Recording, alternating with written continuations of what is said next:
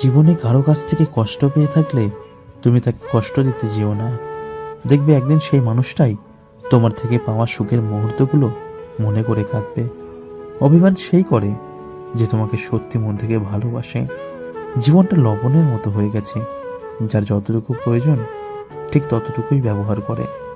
চুপ থাকতে শেখো, দেখবে যে একদিন তোমার সাথে খারাপ ব্যবহার করেছে সেও একদিন তোমার পায়ে এসে পড়বে। এই পৃথিবীটা এতটাই স্বার্থপর যে তুমি যার জন্য যতই করো না কেন একদিন সে বেইমানি করবেই। 10টা বন্ধু থাকা এমন কোনো ব্যাপার নয়, কিন্তু বন্ধুর মতো একজন সেরা বন্ধু থাকা খুবই কঠিন।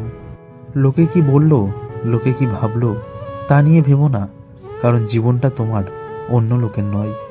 কিছু কিছু মানুষ খুব কম সময়ে এতটাই আপন হয়ে পড়ে যে ভয় হয় ছেড়ে চলে গেলে আমার কি হবে। ভালো বন্ধুকে ভালোবাসা যায়, কিন্তু ভালোবাসার মানুষকে বন্ধু ভাবা যায় না। কারণ বন্ধু হলো মনের সাথী, আর ভালোবাসার মানুষটি হলো জীবন সাথী। যখন একা থাকার অভ্যাস হয়ে যায় ঠিক তখনই সৃষ্টিকর্তা কিছু মানুষের সন্ধান দেন। আবার যখন আমরা তাদের ওপর ডিপেন্ডেন্ট হয়ে যাই তখনই আবার একা হয়ে যেতে হয়। পাশে দাঁড়িয়ে ভরসা দেওয়ার লোক নেই, আবার দাঁড়িয়ে পথ দেখানোর লোক নেই, কিন্তু পেছন দিয়ে সমালোচনা করার অনেক লোক আছে। ভালোবাসা বোঝানোর জন্য হাজার হাজার কথা খরচ করার কোনো প্রয়োজন নেই, কারণ যে বোঝার সে চোখ দেখেই বুঝবে, আর যে না বোঝার তার জন্য জীবন দিলেও সে বুঝবে না। মানুষের চরিত্র হলো একটি দোকান, মুখ হচ্ছে তালা, আর এই তালা খুললেই বোঝা যাবে এটা কি স্বর্ণের দোকান নাকি কয়লার দোকান।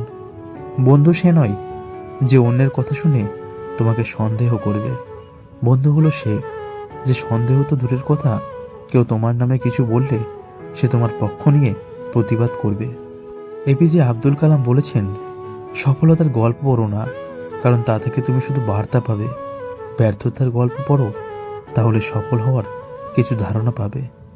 যদি তোমার লক্ষ্য নিয়ে কেউ হাসি তামাশা না করে তবে বুঝতে হবে তোমার লক্ষ্যটি খুবই ছোট। কেউ দেখে না তুমি তার জন্য কি করেছো, তারা শুধু দেখে তুমি তাদের জন্য কি করোনি।